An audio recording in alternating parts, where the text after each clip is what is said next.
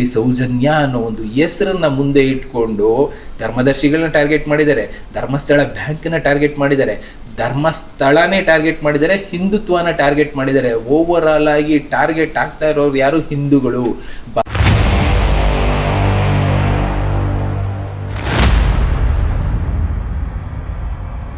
ನಮಸ್ಕಾರ ವೀಕ್ಷಕರೇ, ದಿನನಿತ್ಯ ಒಂದೊಂದು ನ್ಯೂಸ್ ನೋಡ್ತಾ ಇರ್ತೀವಿ. ಎಷ್ಟೋ ನ್ಯೂಸ್ಗಳು ನಮ್ಮ ಕಣ್ಣು ಮುಂದೆ ಯಾಮಾರಿಸೋ ನ್ಯೂಸ್ಗಳೇ ಜಾಸ್ತಿ ಆಗ್ತಾ ಇರುತ್ತೆ. ಅದರಲ್ಲಿ ಸೌಜನ್ಯ ಕೇಸ್ ಕೂಡ ಅದೇ ರೀತಿ ಆಗೋಯ್ತಾ ಅಂತ ಈಗ ಯೋಚನೆ ಮಾಡೋ ಪರಿಸ್ಥಿತಿ.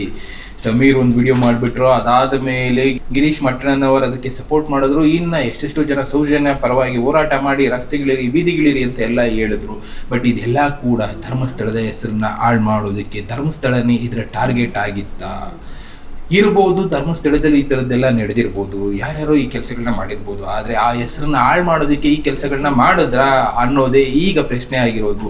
ಈ ವಿಡಿಯೋದಲ್ಲಿ ಅವರು ಹೇಳೋದು ಅದೇ, ವೀರೇಂದ್ರ ಹೆಗ್ಗಡೆ ಅವರು ಇದರಲ್ಲಿ ನಮ್ಮ ಟಾರ್ಗೆಟ್, ಆದರೆ ಅವರು ಇದರಲ್ಲಿ ಸಿಕ್ಕಾಕೊಳ್ತಾ ಇಲ್ಲ. ಹೇಗಾದರೂ ಮಾಡಿ ಅವರನ್ನು ಸಿಕ್ಕಾಕಿಸ್ಬೇಕು, ಹೇಗೆ ಅಂತ ಮಾತಾಡ್ತಾ ಇದ್ದಾರೆ. ಅಂದರೆ ಲೆಕ್ಕ ಹಾಕೊಳ್ಳಿ, ಎಲ್ಲಿಂದ ಎಲ್ಲಿಗೋಯ್ತು. ಈ ವಿಡಿಯೋದನ್ನು ಒಂದ್ಸಲ ನೀವು ಕೇಳಿಸ್ಕೊಳ್ಳಿ. ಅವ್ರು ಹೇಳೋದನ್ನ. ಇವ್ರು ಯಾರೋ ಒಬ್ರು ಬಂದು ಅವ್ರ ಹೆಸರು ಸೋಮನಾಥ ನಾಯಕ್ ಅಂತ ಹೇಳ್ತಾ ಇರೋರು. ಅಂದ್ರೆ ಇಲ್ಲಿ ಸೌಜನ್ಯ ಬಗ್ಗೆ ಹೋರಾಟ ಮಾಡ್ತಾ ಇದ್ದವರು, ಸೌಜನ್ಯ ಪರ ನಿಂತಿದ್ದವರ ಪ್ಲಾನ್ ಏನು ಅಂತ ಅವ್ರು ಹೇಳ್ತಾರೆ ನೋಡಿ. ವೀರೇಂದ್ರ ಹೆಗಡೆ ಬರೋದಿಲ್ಲ. ಅವನು ಅಯ್ಯೋ ನನ್ನ ಹತ್ರ ಇಟ್ಕೊಂಡೇ ಇವರು ದ್ರೋಹ ಮಾಡಿದ್ದಾರೆ, ನನಗೆ ಅನ್ಬಿಟ್ಟು ಅವನು ಹೌದು. ಅದನ್ನೇ ಅದಕ್ಕೋಸ್ಕರ ನಮ್ಗೆ ಗುರಿ ಸ್ಪಷ್ಟ ಇದೆ, ಡೈರೆಕ್ಟ್. ಆದ್ರೆ ಸೌಜನ್ಯ ಮರ್ಡರ್ ಕೇಸು ನಮ್ಮ ಗುರಿ ಅಲ್ಲ. ಯಾಕಂದ್ರೆ ನಮ್ಗೆ ಸ್ಪಷ್ಟತೆ ಏನಿದೆ ಅಂದ್ರೆ, ಏನು ಮಾಡಿದ್ರು ಸಹ, ಎಷ್ಟು ತನಿಖೆ ಮಾಡಿದ್ರು ಸಹ ವೀರೇಂದ್ರ ಹೆಗ್ಗಡೆಗೆ ಅದಕ್ಕೆ ಲಿಂಕ್ ಮಾಡ್ಲಿಕ್ಕೆ ಆಗುದಿಲ್ಲ, ಚಾನ್ಸ್ ಇಲ್ಲ. ಬೇರೆ ಯಾರೋ 3 ಮಂದಿ ಇದ್ದಾರೆ ಅಂತ ಆದ್ರು, ಅವರ ಮೇಲೆ ಆದ್ರೂ ಸಹ ವೀರೇಂದ್ರ ಹೆಗಡೆ ಬರೋದಿಲ್ಲ. ಅವನು ಅಯ್ಯೋ ನನ್ನ ಹತ್ರ ಇಟ್ಕೊಂಡೇ ಇವರು ದ್ರೋಹ ಮಾಡಿದ್ದಾರೆ, ನನಗೆ ಅನ್ಬಿಟ್ಟು ಅವನು ಹೌದು. ಅದನ್ನೇ ಅದಕ್ಕೋಸ್ಕರ ನಮ್ಗೆ ಗುರಿ ಸ್ಪಷ್ಟ ಇದೆ, ಡೈರೆಕ್ಟ್. ಆದ್ರೆ ಸೌಜನ್ಯ ಮರ್ಡರ್ ಕೇಸು ನಮ್ಮ ಗುರಿ ಅಲ್ಲ. ಇವ್ರು ಹೇಳಿದ್ದನ್ನೆಲ್ಲ ಕೇಳಿಸ್ಕೊಂಡ್ರ? ಸೌಜನ್ಯ ಮರ್ಡರ್ ಕೇಸು ನಮ್ಮ ಗುರಿನೇ ಅಲ್ಲ. ಅಲ್ಲಿ ಸೌಜನ್ಯ ಪರವಾಗಿ ಹೋರಾಟ ಅಂತ ಒಂದು ಪದ ಬಳಸ್ಕೊಳ್ತಾ ಇದ್ದಾರೆ. ನಾವೇನು ಮಾಡಿದ್ವಿ, ಎಲ್ಲರೂ ಅದಕ್ಕೆ ಸಪೋರ್ಟ್ ಮಾಡ್ತಾ ಇದ್ದೀವಿ. ಈಗೇನು ಹೇಳ್ತಾ ಇದ್ದಾರೆ, ಸೌಜನ್ಯ ಮರ್ಡರ್ ಕೇಸ್ ನಮ್ಮ ಗುರಿನೇ ಅಲ್ಲ. ಇಲ್ಲಿ ಬಂದು ವೀರೇಂದ್ರ ಹೆಗ್ಗಡೆ ಅವರು ಧರ್ಮಸ್ಥಳ ಇವರ ಟಾರ್ಗೆಟ್, ಧರ್ಮಸ್ಥಳದಲ್ಲಿ ಇವರ ಅಧಿಕಾರ ಬರಬೇಕು ಅನ್ನೋದು ಕೆಲವೊಬ್ಬರು ಅಭಿಪ್ರಾಯಗಳಿದೆ. ಬಿಡಿ, ಜೈನರ ಅಧಿಕಾರ ಬೇಡ ಅಂತ ಬೇರೆ ಬೇರೆ ರೀತಿ ಪ್ರಯತ್ನ ಮಾಡ್ತಾ ಇದ್ದಾರೆ. ಅದು ಒಂದು ಕಡೆ. ಆದರೆ ಇಲ್ಲಿ ಸೌಜನ್ಯ ಹೆಸರನ್ನ ಬಳಸ್ಕೊಳ್ತಾ ಇದ್ದಾರೆ ದಾಳವಾಗಿ. ಎಲ್ಲಾ ಕಡೆ ಇಂಥದ್ದನ್ನ ಮಾಡ್ತಾ ಇದ್ದಾರೆ. ಇವರು ಅಂತ ಅಲ್ಲ, ಈ ತರದ ಎಷ್ಟೆಷ್ಟು ವಿಡಿಯೋಗಳಿದೆ. ಯಾರು ಗೊತ್ತಾ, ಈ ಸೌಜನ್ಯ ಹಗರಣದಲ್ಲಿ ಉಳಿದ ಈ ಕಮೆಂಟ್ಗಳು ಜೈ ಅಂತ ಹೇಳ್ತಾ ಇದ್ರಲ್ಲ, ಫಸ್ಟ್ ನೈಟ್ ಅಂತ ಹೇಳುವಾಗ, ಯಾರು ಗೊತ್ತಾ, ಲೋನ್ ತಕೊಂಡು ಮಜಾ ಮಾಡಿಕೊಂಡು ಕುಡ್ದು ತಿಪ್ಪರದಲ್ಲಿ ಆಗಾಕಿ ಜೂಜಾಡಿ ಕೋಳಿ ಅಂಕಕ್ಕೆ ಹೋಗ್ಬಿಟ್ಟು ವಾಪಸ್ ಕಟ್ಟಲಿಕ್ಕಾಗದ ನನ್ನ ಮಕ್ಕಳು ಬೇಕು ಅನ್ನುವ ರೀತಿಯಲ್ಲಿ ಅವರನ್ನೆಲ್ಲ ಇವರು ವಿಕ್ಟಿಮ್ಸ್ ಯಾರಿಲ್ಲೇ ಲೋನ್ ಕಟ್ಟಲಿಕ್ಕಾಗದು ಇವ್ರಿಗೆ, ಅವ್ರನ್ನೆಲ್ಲ ಸೇರಿಕೊಂಡು ಧರ್ಮಸ್ಥಳದ ಎದುರುಗಡೆ ಎತ್ತು ಕಟ್ಟುವ ಪ್ರಯತ್ನ ಆಯಿತು. ನೀವು ಲೋನ್ ಕಟ್ಟಬೇಡಿ ಅಂತ, ಲೋನ್ ನೀವು ಕಟ್ಟಬೇಡಿ, ಏನಾಗುತ್ತೆ ನಾವು ನೋಡ್ಕೋತೀವಿ ಅನ್ನುವ ಸಂಭಾಷಣೆಯನ್ನು ಬಿಡಲಾಯಿತು. ಸಾಕು. ಇದರಲ್ಲಿ ಸೇರ್ಕೊಂಡವರು ಯಾರು ಗೊತ್ತಾ, ಈ ಸೌಜನ್ಯ ಹಗರಣದಲ್ಲಿ ಉಳಿದ ಈ ಕಮೆಂಟ್ಗಳು ಜೈ. ಇದು ಪವರ್ ಟಿವಿನಲ್ಲೇ ತೋರಿಸ್ತಾ ಇರೋದು. ಗಿರೀಶ್ ಮಟ್ಟಣ್ಣನವರು ಏನು ಮಾಡಿದ್ರು, ಯಾರ್ಯಾರು ಧರ್ಮಸ್ಥಳ ಸಂಘದಲ್ಲಿ ಲೋನ್ ತೊಗೊಂಡಿದ್ರು ಲೋನ್ ಕಟ್ಬೇಡಿ, ಅದೇನಾಗುತ್ತೆ ನಾನು ನೋಡ್ಕೊಳ್ತೀನಿ ಅಂತ ಲೋನ್ ತೊಗೊಂಡು ಮೋಸ ಮಾಡೋದಕ್ಕೆ ಯಾರ್ಯಾರು ನಿಂತಿದ್ರು ಅಂಥವ್ರನ್ನ ಒಗ್ಗೂಡಿಸಿದ್ರು ಅಂತಲೇ ಇವ್ರು ತಿಳಿಸ್ತಾ ಇರೋದು. ಇಲ್ಲೇನಂದರೆ ಕೆಟ್ಟವರು ಮೋಸ ಮಾಡಬೇಕು ಅಂತ ಇರೋರು ಧರ್ಮಸ್ಥಳದ ಹೆಸರನ್ನ ಹಾಳು ಮಾಡಿಬಿಟ್ರೆ, ಧರ್ಮಸ್ಥಳದಕ್ಕಿರೋವಂಥ ವ್ಯಾಲ್ಯೂನ ಹಾಳು ಮಾಡಿಬಿಟ್ರೆ, ಧರ್ಮಸ್ಥಳ ಸಂಘದಲ್ಲಿ ನಾವು ಲೋನ್ ತೊಗೊಂಡಿದ್ವಲ್ಲ ಅದು ಕಟ್ಟೋದೇ ಬೇಕಾಗಿಲ್ಲ ಅನ್ನೋ ಮಟ್ಟಕ್ಕೆ ಹೊರಟೋಗುತ್ತೆ.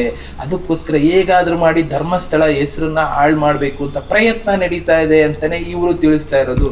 ಇಲ್ಲಿ ಯಾವ್ಯಾವ ರೀತಿ ಕೆಲಸ ನಡೀತಾ ಇದೆ ನೋಡಿದ್ರ, ಒಂದು ಕಡೆ ವೀರೇಂದ್ರ ಹೆಗ್ಗಡೆ ಅವರ ಹೆಸರನ್ನ ಹಾಳು ಮಾಡಬೇಕು ಅನ್ನೋದು ಒಂದು ಗ್ರೂಪು, ಇನ್ನೊಂದು ಕಡೆ ಸಾಲ ತೊಗೊಂಡಿರೋರ್ನೆಲ್ಲ ಒಗ್ಗೂಡಿಸಿ ಧರ್ಮಸ್ಥಳ ಸಂಘ ಏನಿದೆ ಇಲ್ಲ ಬ್ಯಾಂಕ್ಗಳೇನಿದೆ ಅದರ ಆಪೋಸಿಟ್ ಆಗಿ ನಿಲ್ಲಿಸಿ ಅವ್ರನ್ನ ಹೇಗಾದರೂ ಮುಗಿಸ್ಬೇಕು, ಧರ್ಮಸ್ಥಳ ಏನಿದೆ ಆ ಬ್ಯಾಂಕನ್ನ ಮುಗಿಸ್ಬೇಕು, ಅಲ್ಲಿ ಒಬ್ರು ದೊಡ್ಡ ಲೀಡರ್ ಆಗಿ ಬೆಳಿಬೇಕು ಅನ್ನೋ ಆಸೆ ಇಟ್ಕೊಂಡಿರೋಂಥ ಇನ್ನೊಬ್ಬರು, ಇದ್ರ ಜೊತೆಗೆ ಇನ್ನೂ ಒಬ್ರು ಇದ್ದಾರೆ ಸಪೋರ್ಟ್ ಯು. ಸಮೀರ್ ಅವರ ಫಸ್ಟ್ ವಿಡಿಯೋ ನೋಡಿದಾಗ ನಾನು ನಂಬಿದ್ದೆ, ಬಟ್ ಲಾಸ್ಟ್ ವಿಡಿಯೋ ತುಂಬಾ ಪ್ರಶ್ನೆಗಳನ್ನ ಹುಟ್ಟು ಹಾಕ್ತಿವೆ. ನಾನು ಫಸ್ಟೇ ಹೇಳ್ತಿದ್ದೀನಿ, ಸೌಜನ್ಯಾಗಿ ನ್ಯಾಯ ಸಿಗಬೇಕು. ಅಂಡ್ ಯಾವನಾದರೂ ಕಾಮೆಂಟ್ ಬಾಕ್ಸ್ನಲ್ಲಿ ನಿಮ್ಮನೆ ಹೆಣ್ಮಕ್ಳಿಗೆ ಹೀಗೆ ಆಗಿದ್ರೆ ಹೀಗೆ ಹೇಳ್ತಿದ್ದ ಅಂದರೆ ನಿಮ್ಮ ಅಲ್ಲ, ಯಾವ ಮನೆ ಹೆಣ್ಮಕ್ಳಿಗೆ ದೌರ್ಜನ್ಯ ಕೂಡ ಸಾಕ್ಷಿ ಇದ್ರೆ ಮಾತ್ರ ನ್ಯಾಯಾಂಗ ವ್ಯವಸ್ಥೆಯಲ್ಲಿ ನ್ಯಾಯ ಸಿಗೋದು. ಸೊ ಥಿಂಕ್ ಪ್ರಾಕ್ಟಿಕಲಿ ನೋಡಿ. ಆದ್ರೆ ಆ ಹುಡುಗಿಯ ಬಟ್ಟೆಗಳಿಂದ ಭೀಮಾ ಅವಳನ್ನ ಕಂಡುಹಿಡಿತಾನೆ. ಆ ಹುಡುಗಿಯ ಬಟ್ಟೆಗಳಿಂದ ಭೀಮಾ ಅವಳನ್ನ ಕಂಡುಹಿಡಿತಾನೆ ಅಲ್ವಾ? ಅಂಡ್ ಅವಳ ದೇಹನ ಒಂದು ನ್ಯೂಸ್ ಪೇಪರ್ ಇಂದ ಕವರ್ ಮಾಡಿರ್ತಾರೆ ಹಾಳಾದವರು. ಬಾಡಿ ಮೇಲೆ ಸರಿಯಾದ ಬಟ್ಟೆ ಇರಲಿಲ್ಲ, ಬಾಡಿನ ನ್ಯೂಸ್ ಪೇಪರ್ ಇಂದ ಕವರ್ ಮಾಡಿರ್ತಾರೆ. ಅಂಡ್ ಬಟ್ಟೆಗಳನ್ನ ನೋಡಿ ಭೀಮಾ ಅವಳನ್ನ ಐಡೆಂಟಿಫೈ ಮಾಡಿದ್ದು ಹೇಗೆ? ಅಂಡ್ ನೆಕ್ಸ್ಟ್ ಅಡ್ರಾಮೆ ವಿಲೇಜ್ ಅಂತ ಇರುತ್ತೆ. ಇದನ್ನ ಕೇಳಿಸ್ಕೊಂಡು ಭೀಮಾ ಹೇಳ್ತಾನೆ, ಸರ್ ಅಡ್ರೆಸ್ ಸಿಕ್ಕಿದೆಯಲ್ಲ, ಅಟ್ಲೀಸ್ಟ್ ಮನೆಯವ್ರಿಗೆ ವಿಷಯ ಆದ್ರೂ ತಿಳಿಸಿ. ಇಲ್ಲಿ ಭೀಮಾ ಅವ್ರ ಮನೆಯವ್ರಿಗೆ ವಿಷಯ ತಿಳಿಸಿ ಅಂತ ಕೇಳ್ಕೊಂತಾನೆ. ಅವಳ ಬಾಡಿನ ಒಂದು ಕಡೆ ಮಣ್ಣು ಮಾಡು ಅಂಡ್ ಅವಳಿಗೆ ಸಂಬಂಧಪಡುವಂತಹ ವಸ್ತುಗಳನ್ನ ಇನ್ನೊಂದು ಕಡೆ ಮಣ್ಣು ಮಾಡು. ಇಲ್ಲಿ ಆ ಹುಡುಗಿಯರ ಬಿಲಾಂಗಿಂಗ್ಸ್ ಇದ್ರೂ ಕೂಡ ಅವ್ರ ಮನೆಗೆ ವಿಷಯ ತಿಳಿಸಲ್ಲ. ನೆಕ್ಸ್ಟ್ ಯಾರಾದ್ರೂ ಭಿಕ್ಷೆ ಬೇಡ್ತಾ ಇರೋ ರೀತಿ ಕಾಣಿಸಿದ್ರೆ ಅವ್ರನ್ನ ಮೊದಲು ಹಿಡ್ಕೊಂಡು ಬಂದು ಚೆನ್ನಾಗಿ ಹೊಡೆಯೋದು. ಅವ್ರನ್ನ ಬಸ್ ಟಿಕೆಟ್ ಮಾಡಿಸಿ ಮಂಗಳೂರು ಅಥವಾ ಸಕಲೇಶ್ಪುರ ಕಡೆ ಕಳಿಸ್ಬಿಡೋದು. ಹಂಗೆ ಕಳಿಸಾದ್ಮೇಲೆ ಅಪ್ಪಿ ತಪ್ಪಿ ಏನಾದ್ರು ಆ ಭಿಕ್ಷಕರು ವಾಪಸ್ ಧರ್ಮಸ್ಥಳಕ್ಕೆ ಬಂದು ಅಲ್ಲಿ ಭಿಕ್ಷೆ ಬೇಡ್ತಾ ಇರೋ ರೀತಿ ಯಾರು ಕಾಣಿಸ್ಕೊಂಡ್ರೆ ಅವ್ರನ್ನ ಈ ಸತಿ ಹಿಡ್ಕೊಂಡು ಬಂದು ಬರೀ ಹೊಡಿತಾ ಇರಲಿಲ್ಲ, ಚಿತ್ರ ಹಿಂಸೆ ಕೊಟ್ಟು ಸಾಯಿಸೋರಂತ. ಸೊ ಇಟ್ ಮೀನ್ಸ್ ಅಷ್ಟೆಲ್ಲ ಒದೆ ತಿಂದ ಮೇಲೆ ಮತ್ತೆ ಭಿಕ್ಷಕರು ಧರ್ಮಸ್ಥಳಕ್ಕೆ ಬರ್ತಿದ್ರು ಒದೆ ತಿಂದು ಸಾಯೋಕೆ. ನೆಕ್ಸ್ಟ್ ಅದೇ ಒಂದು ನೇತ್ರಾವತಿ ನದಿ ತೀರದಲ್ಲಿ ಡೈಲಿ ಒಂದು ಹೆಣ ಬೀಳೋದು. ಇಲ್ಲಿ ನೇತ್ರಾವತಿ ತೀರದಲ್ಲಿ ಹೆಣ ಬೀಳೋದು ಅಂದ್ರು. ಅಂಡ್ ಈ ಮಹಿಳೆಯರದು ಹಾಗೂ ಅಪ್ರಾಪ್ತ ವಯಸ್ಸಿನ ಬಾಲಕಿಯರದು ಶವಗಳು ಭೀಮಗೆ ಧರ್ಮಸ್ಥಳದಲ್ಲಿ ಇರುವಂತಹ ರಜತಾದ್ರಿ, ಗೋದಾವರಿ, ಸಾಕೇತ್, ನೇತ್ರಾವತಿ, ಗಂಗೋತ್ರಿ ಅಂಡ್ ನರ್ಮದಾ ಈ ಒಂದು ಹೆಸರಿರುವಂತಹ ಲಾಡ್ಜಸ್ ಅಲ್ಲಿ ಅವುಗಳ ರೂಮ್ಸ್ ಅಲ್ಲಿ ಸಿಗ್ತಾ ಇದ್ದು. ಇಲ್ಲಿ ಹೆಣಗಳು ಲಾಡ್ಜ್ನಲ್ಲಿ ಸಿಗ್ತಿದ್ವಿ ಅಂತಿದ್ದೀರಾ, ಯಾವ್ದು ಸತ್ಯ? ಮೇ ಬಿ ಹಿಂದಿನ ದಿನ ಏನಾದ್ರೂ ಭೀಮಾ ಧರ್ಮಸ್ಥಳದಲ್ಲೇ ಇದ್ದಿದ್ರೆ ಸೌಜನ್ಯನ ಬಾಡಿನೇ ಸಿಗ್ತಾ ಇರಲಿಲ್ಲ ಅನ್ಸುತ್ತೆ. ಅಷ್ಟು ದೊಡ್ಡ criminals and complete police department ಅವರ ಮನೆ ಗೇಟ್ ಕಾಯುತ್ತೆ ಅಂತ ಹೇಳಿದ್ರಿ. ಇಷ್ಟೆಲ್ಲ ಇದ್ರೂ ಕೂಡ ಅವರ ಬಾಡಿನ ಮುಚ್ಚಕ್ಕಾಗ್ಲಿಲ್ವಾ? ಅಂಡ್ ನೆಕ್ಸ್ಟ್ ರವಿ ಪೂಜಾರಿ ಹೇಳ್ತಾನೆ, ಆ ಹುಡುಗಿ ಸೌಜನ್ಯ ಜೊತೆ ಆತರ ಮಾಡಿದ್ದು ಬೇರೆ ಯಾರು ಅಲ್ಲ, ಚಿಕ್ಕ ದಣಿಗಳ ರವಿ ಪೂಜಾರಿ ಬದುಕಿಲ್ಲ. ಅಂಡ್ ಭೀಮಾಗೆ ರವಿ ಪೂಜಾರಿ ಹೇಳಿರೋದು. ಅಂಡ್ ರವಿ ಪೂಜಾರಿ ಹೇಳೋರ್ಗೆ ಭೀಮಾಗೆ ಎಕ್ಸ್ಪೆಕ್ಟೇಷನ್ಸ್ ಇತ್ತು ಇವರೇ ಮಾಡಿದ್ದಾರೆ ಅಂತ, ಕನ್ಫರ್ಮೇಶನ್ ಇಲ್ಲ ಇದನ್ನ ದಣಿಗಳೇ ಮಾಡಿದ್ದಾರೆ ಅನ್ನೋಕೆ. ಇದೆಲ್ಲ ನನಗಿರೋ ಕನ್ಫ್ಯೂಷನ್. ಅಂಡ್ ನೀವು ಮಾಡ್ತಿರೋ ಆರೋಪಗಳನ್ನ ನೋಡಿದ್ರೆ ನಿಜವಾಗ್ಲೂ ಭಯ ಆಗ್ತಿದೆ ಸಮೀರ್ ಅವರೇ. ಯಾರಾದ್ರೂ ದಲಿತ ಸಮುದಾಯಕ್ಕೆ ಬಿಲಾಂಗ್ ಮಾಡುವಂತವರು ದುಡ್ಡಿಸ್ಕೊಳಕ್ ಬಂದ್ರೆ ಅಯ್ಯಪ್ಪ ವೀರೇಂದ್ರ ಜೈನ್ ಏನ್ ಮಾಡೋನು ಅಂದ್ರೆ ನೀಟಾಗಿ ದುಡ್ಡನ್ನ ಕೈ ಕೊಡೋ ಬದಲು ಹಿಂಗೆ ಬುಟ್ಟಿ ಒಳಗಡೆಯಿಂದ ಹಣ ಎತ್ಕೊಂಡು ಅವ್ರ ಕಡೆ ಬಿಸಾಡೋರಂತ. ದ ಮೇನ್ ಪಾಯಿಂಟ್ ಈಸ್ ಇದನ್ನ ನೋಡಿ, ಈ ಸತಿ ಬೀದಿಗಿಳಿದು ಪ್ರತಿಭಟನೆ ಮಾಡ್ಲೇಬೇಕು. ನಿನ್ನ ಮಾತು ಕೇಳಿ ಬೀದಿಗಿಳಿದು ಪ್ರತಿಭಟನೆ ಮಾಡೋಣ. ಬಟ್ ಮೋಸ್ಟ್ ಇಂಪಾರ್ಟೆಂಟ್, ನಿನ್ನ ವಿಡಿಯೋದ 1 ನಿಮಿಷ 54ನೇ ಸೆಕೆಂಡಲ್ಲಿ ಬರೋ disclaimer. This documentary is based on information gathered from publicly available materials and trusted local sources. We have not directly interviewed any eyewitnesses, victims or legal professionals associated with the case. All the content presented here is completely with the intentions of spreading awareness and encouraging public discussions. Awareness. So ನಿನ್ನ ಹತ್ರ ಯಾವುದೇ ದಾಖಲೆಗಳಿಲ್ಲ and Bima ಕೂಡ ನಿನಗೆ direct ಆಗಿ ಹೇಳಿಲ್ಲ. ನಿನ್ನ ಮಾತು ಕೇಳಿ ರೋಡಿಗಿಳಿದ್ರೆ ಏನ್ ಗುರು ಗತಿ?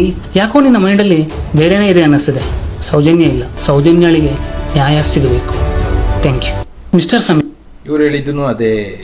ಇಲ್ಲಿ ಸಮೀರ್ ಉದ್ದೇಶ ಏನು, ಓವರಾಲ್ ಆಗಿ ಅಲ್ಲೊಂದು ತೋರಿಸದೆ ವೀರೇಂದ್ರ ಹೆಗಡೆ ಅವರ ಹೆಸರನ್ನ ಹಾಳು ಮಾಡಬೇಕು, ಹೇಗಾದರೂ ಮಾಡಿ ಅವರನ್ನು ಕೆಳಗಿಳಿಸ್ಬೇಕು ಆ ಪಟ್ಟದಿಂದ ಅನ್ನೋದು ಒಂದು ಗ್ರೂಪು. ಇನ್ನೊಂದು ಕಡೆ ಲೋನ್ ತಗೊಂಡು ಕಟ್ಟಬೇಡಿ, ನಾವು ಹೇಗಾದರೂ ಮಾಡಿ ಹೋರಾಟ ಮಾಡಿ ಧರ್ಮಸ್ಥಳ ಸಂಘಾನೇ ಕ್ಲೋಸ್ ಮಾಡಿಸೋಣ, ಆವಾಗ ಲೋನ್ ಕಟ್ಟೋದೇ ಬೇಕಾಗಿಲ್ಲ ಅನ್ನೋದಕ್ಕೆ ಇನ್ನೊಂದು ಗ್ರೂಪು. ಮೂರನೇ ಗ್ರೂಪ್ ಒಂದು ಇದು ಏನಂದರೆ ಹಿಂದುತ್ವದ ವಿರೋಧಿ ಗ್ರೂಪ್ ಅಂತಲೇ ಕರೆದಿದ್ದಾರೆ. ಇಲ್ಲೂ ಮೆನ್ಷನ್ ಮಾಡಿ ನೋಡ್ತಾರೆ, ಎಲ್ಲಿದೆಯಾ ಮುಲ್ಲಾ ಸಮೀರ್ ಅಂತ ಏನೋ ಹಾಕಿದ್ದಾರೆ. ಹಿಂದೂ ವಿರೋಧಿ ನಿಂದು ಇನ್ಮೇಲೆ ಸ್ಟಾರ್ಟ್ ಆಗಿದೆ, ತಡ್ಕೋ, ಎಲ್ಲಿ ನಿನ್ನ ಮುಟ್ಟಾಳ ಅಣ್ಣಂದಿರು ಅಂತ ಕೇಳ್ತಾ ಇದ್ದಾರೆ. ಇಲ್ಲಿ ಏನಂದರೆ ಸಮೀರ್ ಅವ್ರದ್ದು ಇಷ್ಟು ವಿಡಿಯೋಗಳಿದೆ, ಕೆಲವೊಂದಕ್ಕೆ ನಾವು ಸಪೋರ್ಟ್ ಮಾಡೋಣ. ಆದರೆ ನಾನು ಲಾಸ್ಟ್ ಪ್ರೀವಿಯಸ್ ವಿಡಿಯೋಗಳಲ್ಲೂ ತಿಳಿಸಿದ್ದೆ, ಹಿಂದುತ್ವದ ವಿರೋಧಿಗಳು ಅಂತ ಎಷ್ಟೆಷ್ಟು ಇದ್ದಾರೆ. ಅದರಲ್ಲಿ ಸಮೀರ್ ಕೂಡ ಮಾಡ್ತಾ ಇರೋದು ಅಂಥದ್ದೇ ಕೆಲಸ. ಅಂದರೆ ಸಮೀರ್ ಏನು ಮಾಡ್ತಾರೆ, ಹಿಂದೂಗಳು ರಿಲೇಟೆಡ್ ಇರೋವಂಥ ದೇವಸ್ಥಾನಗಳ ರಿಲೇಟೆಡ್ ಪ್ರೋಗ್ರಾಮ್ಗಳು, ಅಂದರೆ ಅಲ್ಲಿರೋರೆಲ್ಲ ಕಳ್ಳರು, ಅಲ್ಲಿರೋರೆಲ್ಲ ಮೋಸಗಾರರು, ಅಲ್ಲಿರೋರೆಲ್ಲ ಕೊಲೆಗಾರರು ಅನ್ನೋ ರೀತಿ ಬಿಂಬಿಸೋ ವಿಡಿಯೋಗಳನ್ನೇ ಜಾಸ್ತಿ ಮಾಡ್ತಾ ಹೋದ. ಯಾಕೆ ಬೇರೆ ಧರ್ಮದ ಬಗ್ಗೆ ಮಾಡೋಕ್ಕೆ ಹೋಗಲಿಲ್ಲ ಅನ್ನೋದನ್ನು ನಾನು ಕೂಡ ಪ್ರಶ್ನೆ ಮಾಡಿದ್ದೆ. ಎಷ್ಟೋ ಜನ ಇದನ್ನು ಪ್ರಶ್ನೆ ಮಾಡಿದ್ದಾರೆ. ಸಮೀರ್ ಲಾಸ್ಟ್ ಒಂದು ಪ್ರೋಗ್ರಾಮಲ್ಲಿ ಹೇಳಿದ್ದದೆ, ಹಿಂದೂ ಮುಸ್ಲಿಂ ಅಂತ ಸೌಜನ್ಯ ಕೇಸಲ್ಲಿ ತೆಗಿಯೋರಿಗೆ ಚಪ್ಪಲಿ ತಗೊಂಡ್ಬಿಡಿರಿ ಅಂತ. ಬಟ್ ಆದರೆ ಇಲ್ಲಿ ಬಳಸ್ಕೊಳ್ತಾ ಇರೋದೇ ಆ ರೀತಿ ಆಗಿರೋದ್ರಿಂದ ಯಾರನ್ನ ಹೊಡಿಬೇಕು, ಯಾರನ್ನ ಕೇಳಬೇಕು ಅನ್ನೋ ಪ್ರಶ್ನೆ ಹುಟ್ಟೋದಿಲ್ವಾ? ನಾನು ಅದನ್ನೇ ಹೇಳ್ತಾ ಇರೋದು, ಯಾವುದೇ ವಿಷಯ ಆದರೂ ಎಷ್ಟೇ ಸಲ ನೋಡಿದ್ರು ಕೆಲವೊಂದು ವೇರಿಯೇಷನ್ಗಳಿರುತ್ತೆ. ನಾನು ಲಾಸ್ಟ್ ಪ್ರೋಗ್ರಾಮಲ್ಲಿ ಸೌಜನ್ಯ ಸಪೋರ್ಟ್ ಮಾಡಿ ಅಂತ ಹೇಳುವಾಗಲೂ ಆ ಪ್ರೋಗ್ರಾಮಲ್ಲಿ ಅದೇ ಹೇಳಿದ್ದು. ಸಮೀರ್ ಹೇಳಿರೋದ್ರಲ್ಲಿ ಒಂದು 60% 70% ಇರ್ಬೋದು ಸತ್ಯ, ಬಟ್ ಆದರೆ ಇನ್ನು ಉಳಿದಿದ್ದು ಎಲ್ಲ ಕೂಡ ಇನ್ಕ್ಲೂಡೆಡ್ ತಲೆಗೆ ತುಂಬಿರುವಂಥ ವಿಷಯಗಳು. ಇಲ್ಲಿ ಮೇಜರ್ ಕಾರಣಗಳೇನು, ಧರ್ಮಸ್ಥಳ ಹೆಸರನ್ನ ಹಾಳು ಮಾಡಬೇಕು ಅನ್ನೋ ಪ್ರಯತ್ನನೇ ಎಲ್ಲರದು ಇರೋದು. ಈ ಕಡೆ ಸಮೀರು ಹಿಂದುತ್ವನ ಹಾಳು ಮಾಡಬೇಕು ಅಂತ ಪ್ಲ್ಯಾನ್ ಮಾಡ್ತಾ ಇದ್ದಾರೆ ಅಂತ ಇವ್ರು ತೋರಿಸ್ತಾ ಇದ್ದಾರೆ. ಇನ್ನು ಆ ಕಡೆ ಪವರ್ ಟಿವಿನಲ್ಲಿ ತೋರಿಸ್ತಾ ಇರೋದೇನು, ಅವ್ರು ಹೇಳ್ತಾ ಇರೋದು ಧರ್ಮಸ್ಥಳ ಸಂಘ ಬ್ಯಾಂಕ್ ಏನಿದೆ, ಸಾಲ ಕೊಡೋ ಬ್ಯಾಂಕ್ ಇದೆ, ಅದನ್ನು ಕ್ಲೋಸ್ ಮಾಡಿಸ್ಬೇಕು, ಅವಾಗ ಸಾಲ ಕಟ್ಟೋಂಗಿಲ್ಲ ಅಂತ ಇನ್ನೊಂದು ಗ್ರೂಪ್ ಟ್ರೈ ಮಾಡ್ತಾ ಇದೆ ಅಂತ ಪವರ್ ಟಿವಿನಲ್ಲಿ ತೋರಿಸ್ತಾರೆ. ಇನ್ನೊಂದು ಕಡೆ ಲೀಕ್ ಆಗಿರೋ ವಿಡಿಯೋ ಏನೋ, ಹೇಗಾದರೂ ಮಾಡಿ ಹೆಗ್ಗಡೆ ಅವರ ಮೇಲೆ ಈ ಕೇಸು ಬರೋಂಗೆ ಮಾಡಬೇಕು, ಧರ್ಮದರ್ಶಿ ಸ್ಥಾನದಿಂದ ಅವ್ರನ್ನ ಕೆಳಗಿಳಿಸ್ಬೇಕು, ಅವ್ರನ್ನ ಟಾರ್ಗೆಟ್ ಆಗಿ ಇಟ್ಕೊಂಡಿದ್ದೀವಿ ಅಂತ ಹೇಳ್ತಾ ಇರೋದು. ಇಲ್ಲಿ ಸೌಜನ್ಯ ಅನ್ನೋ ಒಂದು ಹೆಸರನ್ನ ಮುಂದೆ ಇಟ್ಕೊಂಡು ಧರ್ಮದರ್ಶಿಗಳನ್ನ ಟಾರ್ಗೆಟ್ ಮಾಡಿದ್ದಾರೆ, ಧರ್ಮಸ್ಥಳ ಬ್ಯಾಂಕನ್ನ ಟಾರ್ಗೆಟ್ ಮಾಡಿದ್ದಾರೆ, ಧರ್ಮಸ್ಥಳನೇ ಟಾರ್ಗೆಟ್ ಮಾಡಿದ್ದಾರೆ, ಹಿಂದುತ್ವನ ಟಾರ್ಗೆಟ್ ಮಾಡಿದ್ದಾರೆ. ಓವರ್ ಆಲ್ ಆಗಿ ಟಾರ್ಗೆಟ್ ಆಗ್ತಾ ಇರೋರು ಯಾರು, ಹಿಂದೂಗಳು ಬಕ್ರಾಗಳಾಗ್ತಾ ಇದ್ದಾರೆ. ಇಂಥದ್ದನ್ನು ಕೇಳಿ ಅಂತಲೇ ಹೇಳ್ತಾ ಇರೋದು. ಸೌಜನ್ಯ ಕೇಸ್ ನಿಜವಾಗ್ಲೂ ಸಪೋರ್ಟ್ ಮಾಡಬೇಕು, ಯಾರಾದರೂ ಸರಿ. ಸೌಜನ್ಯ ಕೇಸ್ ಅಂತ ಅಲ್ಲ, ಯಾವುದೇ ಕೇಸ್ ಇರಲಿ ಎಲ್ಲದಕ್ಕೂ ಸಪೋರ್ಟ್ ಮಾಡೋಣ. ಒಳ್ಳೆಯದ್ರ ವಿರುದ್ಧ ಯಾರು ಹೋಗ್ತಾರೋ ಅವ್ರನ್ನ ನಾವು ಆಪೋಸ್ ಮಾಡೋಣ. ಆದರೆ ಅವರ ಉದ್ದೇಶ ಸರಿಯಾಗಿದ್ದರೆ ಮಾತ್ರ. ಇಲ್ಲಿ ಇವ್ರ ಉದ್ದೇಶಗಳೇ ಕ್ಲೀನಾಗಿ ಅವರೇ ಎಕ್ಸ್ಪ್ಲೇನ್ ಮಾಡ್ತಾ ಇದ್ದಾರೆ. ಒಂದರಲ್ಲಿ ಧರ್ಮಸ್ಥಳದ ಹೆಸರಾಳು ಮಾಡಬೇಕು, ಧರ್ಮಸ್ಥಳ ಸಂಘನ ಮುಚ್ಚಿಸ್ಬೇಕು, ಇನ್ನೊಂದು ಕಡೆ ಹೆಗಡೆಯವರ ಹೆಸರು ಹಾಳು ಮಾಡಬೇಕು, ಇನ್ನೊಂದು ಕಡೆ ಹಿಂದುತ್ವನ ಹಾಳು ಮಾಡಬೇಕು. ಇಷ್ಟೇ ಟಾರ್ಗೆಟ್ ಇಟ್ಕೊಂಡಿರೋರಿಗೆ ಯಾಕೆ ಸಪೋರ್ಟ್ ಮಾಡಬೇಕು? ಒಂದ್ಸಲ ಯೋಚನೆ ಮಾಡಬೇಕಲ್ವ. ಮೀಡಿಯಾಗಳು ಸರಿ ಇಲ್ಲ, ಅವ್ರು ಸರಿ ಇಲ್ಲ, ಇವ್ರು ಸರಿ ಇಲ್ಲ ಅಂತೀವಿ. ಅದನ್ನೇ ಹೇಳೋದು, ನಮ್ಮನ್ನು ಸೆಂಟಿಮೆಂಟಲ್ ಆಗಿ ಕಟ್ಟಾಕೋ ಕೆಲಸಗಳು ಸಣ್ಣ ಪುಟ್ಟ ಮೀಡಿಯಾಗಳು ಮಾಡುತ್ತೆ. ನಾನು ಹಿಂದುತ್ವದ ವಿರೋಧಿಗಳು ನಮ್ಮ ಸುತ್ತಮುತ್ತನೇ ಇದ್ದಾರೆ ಅಂತಲೂ ಒಂದು ವಿಡಿಯೋ ಮಾಡಿದ್ದೆ. ನಾನು ಈ ವಿಡಿಯೋದಲ್ಲಿ ಅದನ್ನೇ ತಿಳಿಸಿದ್ದು. ಧರ್ಮಸ್ಥಳ ಅಂದರೆ ಜನ ತೂ ಅನ್ನೋ ಮಾಡ್ತಾ ಇದ್ದಾರೆ.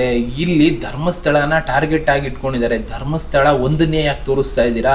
ಕರ್ನಾಟಕದಲ್ಲಿ ವರ್ಷಕ್ಕೆ ಈ ಥರ 4,000 ಕೇಸ್ ಆಗ್ತಾ ಇದೆ, ಯಾಕೆ ಬೇರೆದು ವಿಷಯಗಳನ್ನ ಟಾರ್ಗೆಟ್ ಮಾಡ್ತಾ ಇಲ್ಲ ಅನ್ನೋ ಪ್ರಶ್ನೆನೂ ಒಂದರಲ್ಲಿ ಕೇಳಿದ್ದೆ. ಇನ್ನೊಂದರಲ್ಲಿ ಹಿಂದುತ್ವ ಇಲ್ಲ ಅಂದರೆ ಭಾರತನೂ ಇಲ್ಲ ಅಂತ ಹೇಳಿದ್ದೆ. ಇಲ್ಲಿ ಟಾರ್ಗೆಟ್ ಆಗಿರೋದೇ ಹಿಂದುತ್ವ ಅನ್ನೋದನ್ನು ನಾವು ಅರ್ಥ ಮಾಡ್ಕೋಬೇಕು.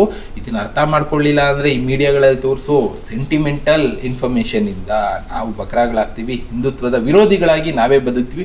ಒಟ್ಟಿನಲ್ಲಿ ಹಿಂದುತ್ವ ಹಾಳಾಗೋದಕ್ಕೆ ನಾವೇ ಇಲ್ಲಿ ಮುಖ್ಯ ಕಾರಣ ಆಗ್ತೀವಿ. ಯಾವ್ದು ಸರಿ ಯಾವ್ದು ತಪ್ಪು ನೀವೇ ಡಿಸೈಡ್ ಮಾಡ್ಕೊಳ್ಳಿ. ಬಟ್ ಆದರೆ ಸಾಕ್ಷಿಗಳು ಕಣ್ಮುಂದೆ ಬರುತ್ತೆ, ಸ್ವಲ್ಪ ಕಾಯಬೇಕಾಗತ್ತೆ ಅಷ್ಟೇ. ಇಲ್ಲಿ ನಾವು ಮಾಡಬೇಕಾಗಿದ್ದು ಕಾಯ್ದಿದ್ದಕ್ಕೆ ಇಲ್ಲಿ ಕಣ್ಮುಂದೆ ಸಾಕ್ಷಿಗಳು ಬರ್ತಾ ಇದೆ. ಅವರ ಟಾರ್ಗೆಟ್ ಬೇರೆಯೇ ಇತ್ತು. ಸೌಜನ್ಯ ಅನ್ನೋದು ಮುಂದೆ ಜಸ್ಟ್ ಹೆಸರಾಗಿತ್ತು. ಆ ಹೆಸರನ್ನ ಬಳಸ್ಕೊಂಡು ಬೇರೆ ವಿಷಯಗಳನ್ನ ಟಾರ್ಗೆಟ್ ಮಾಡಿಕೊಂಡ್ರು.